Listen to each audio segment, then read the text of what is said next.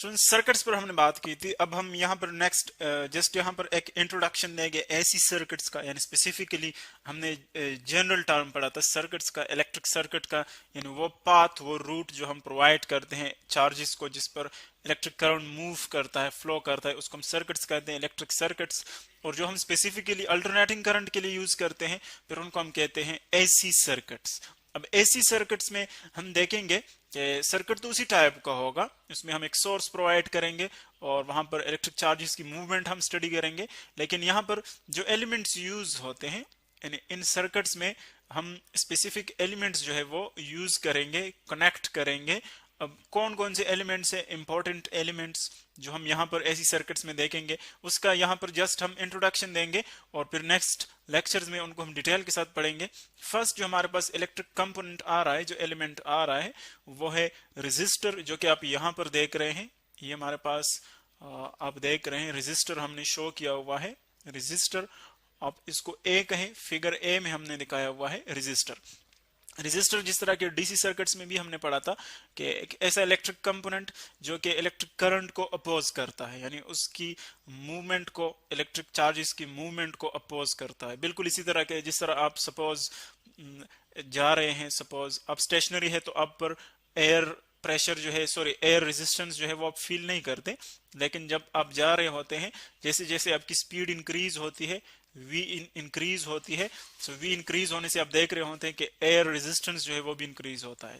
यानी वो actually air resistance जो है, एयर पार्टिकल्स वो आपकी मूवमेंट को अपोज करते हैं। तो बिल्कुल इसी तरह रेजिस्टर जो है एक ऐसा इलेक्ट्रिकल कंपोनेंट है जो कि इलेक्ट्रिक चार्जेस की मूवमेंट को रेजिस्ट करता है, तो उसको हम कहते हैं इलेक्ट्रिकल रेजिस्टेंस। और इसकी यूनिट हमने देखी थी, यूनिट इसकी है ओहम, ओहम इसकी यूनिट है after the name of a scientist. और इसकी सिंबल हम देख चुके हैं वो है ओमेगा, ओमेगा इसकी सिंबल है यूनिट की।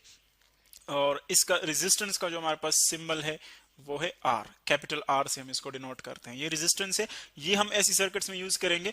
इसी तरह दूसरा जो हमारे पास बी नंबर पर आ रहा है वो है इंडक्टर।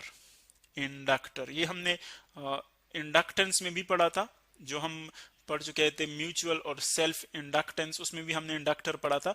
इंडक्टर एक्चुअली वो इलेक्ट्रिकल कंपोनेंट है जो आप यहाँ पर देख रहे हैं, सोलिनॉइडल शेप का है, बिल्कुल स्प्रिंग की तरह है। और इसके ये जो कॉइल्स है, जो टर्न्स है, वो देखे हमने एक दूसरे से इंसुलेटेड रखे हुए ताकि इनके दरमियान कोई इलेक्ट्रिकल कंटेक्ट ना हो। ये ऐसा इलेक्ट्रिकल कंपोनेंट है जो कि इलेक्ट्रिकल करंट की वैल्यू को मेंटेन रखता है, यानी जो आई है इलेक्ट्रिकल करंट, इसकी वैल्यू को क्या रखता है, मेंटेन, यानी कांस्टेंट रखने की कोशिश करता है। फॉर एग्जांपल यहाँ पर आप एसी करंट जो है वो फ्लो करते हैं इसमें, सो अगर एक टर्न में एसी करंट, चूंकि एसी करंट हमने देखा कि उसकी वैल्यू इंक्रीज या डिक्रीज होती रहती है, वेरी करती है, तो इसी तरह जब इसकी वैल्यू इंक्रीज होती रहती है, सो इंडक्टर जो है उसमें दूसरे जो कॉइल्स है मैग्नेटिक फ्लक्स की वजह से, जो दूसरे कॉइल्स है जब फ्लक्स चेंज होता है तो वहां पर एक इंड्यूस ईएमएफ आ जाता है जो क्या करता है, इस वोल्टेज या इस ईएमएफ की वैल्यू को कांस्टेंट रखने की कोशिश करता है। यानी जो इलेक्ट्रिकल करंट अगर यहाँ पर डिक्रीज हो रहा है सो वहां पर सेम डायरेक्शन में प्रोड्यूस होता है ताकि उसकी वैल्यू को इंक्रीज कर सके, और अगर इंक्रीज हो रहा है तो फिर अपोजिट डायरेक्शन में आ रहा है ताकि इसकी वैल्यू को डिक्रीज कर सके। यानी एक्चुअली क्या करता है, इलेक्ट्रिकल करंट की वैल्यू को कांस्टेंट मेंटेन रखने की कोशिश करता है, उसको हम कहते हैं इंडक्टर। और इसकी हमने यूनिट पढ़ी थी, यूनिट हमने पढ़ी थी वो है हेनरी, यूनिट इसकी क्या है, हेनरी। और हेनरी इसकी यूनिट है और इसका जो सिंबल है वो हमारे पास है कैपिटल एच, कैपिटल एच इसकी यूनिट का सिंबल है। और इसी तरह जो इंडक्टर है उसका सिंबल है कैपिटल एल, यानी इंडक्टर को हम कैपिटल एल से डिनोट करते हैं, रेजिस्टर को कैपिटल आर से डिनोट करते हैं। और नेक्स्ट हमारे पास जो एक इंपॉर्टेंट कंपोनेंट है जो हम पढ़ चुके हैं डिटेल के साथ वो है हमारे पास आप देख रहे हैं ये कैपेसिटर, यानी इलेक्ट्रिकल कंपोनेंट है जिसको हम कैपेसिटर कहते हैं। कैपेसिटर एक्चुअली कैपेसिटर क्या करता है, इस पर हम इलेक्ट्रिकल एनर्जी स्टोर करते हैं। जिस तरह कि हमने पढ़ा था कि दो प्लेट से पैरेलल प्लेट कैपेसिटर की अगर हम बात करें, दो प्लेट से सिंबॉलिकली हम इसको यूं लिख सकते हैं, इन दोनों को हम सोर्स के साथ, किसी सोर्स के साथ कनेक्ट करते हैं, सो एक के ऊपर पॉजिटिव चार्जेस आ जाते हैं, स्टोर हो जाते हैं, और अपोजिट फेस के ऊपर क्या आते हैं, नेगेटिव चार्ज स्टोर हो जाते हैं। यानी एक्चुअली इन दोनों का मैग्नीट्यूड जो है वो इक्वल होता है, चार्जेस के अमाउंट इक्वल होते हैं, लेकिन अपोजिट चार्जेस स्टोर हो जाते हैं। सो इन दो प्लेट्स के दरमियान क्या आ जाता है, एक पोटेंशियल डिफरेंस क्रिएट हो जाता है, क्योंकि एक हाइयर पोटेंशियल है पॉजिटिव और एक लोअर है नेगेटिव। सो पोटेंशियल डिफरेंस दोनों के दरमियान आ जाता है, और वो हमने यहाँ पर शो किया हुआ है। जो आप जनरली कमर्शियल कैपेसिटर्स जो आप देखते हैं शॉप्स पे आप ले सकते हैं, इलेक्ट्रिकल शॉप्स पे आप देख सकते हैं, वो इस शेप के होते हैं। ये देखिए इसके दो टर्मिनल्स हमने दिखाए हुए हैं, और इसके अंदर बिल्कुल इसी तरह के प्लेट्स हैं जो कि सर्कुलर फॉर्म में हमने देखे एक दूसरे के अराउंड रैप किए हुए हैं।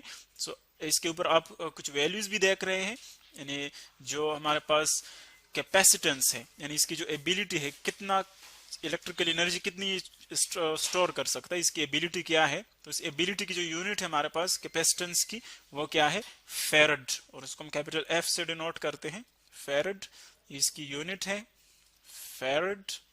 और चूंकि स्मॉल स्केल पर हम यहाँ पर एनर्जी या कैपेसिटेंस इसकी लेते हैं, तो इसीलिए माइक्रोफेरेड से हम इसको, इसकी जो यूनिट है मेजरमेंट हम माइक्रोफेरेड्स में लेते हैं, माइक्रोफेरेड्स। आप देख रहे हैं यहाँ पर हमने लिखा हुआ है 470 माइक्रोफेरेड, यानी इसकी एबिलिटी इतनी है।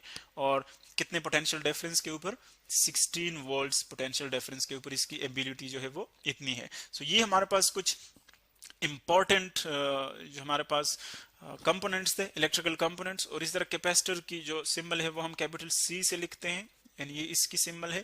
आपने सबकी सिंबल्स भी देख लिए, यूनिट्स भी देख ली, ये कैपेसिटेंस की यूनिट, इंडक्टर ये इंडक्टेंस की यूनिट, इस तरह ये रेजिस्टर ये रेजिस्टेंस की यूनिट। अब ये तो जनरल इंट्रोडक्शन था।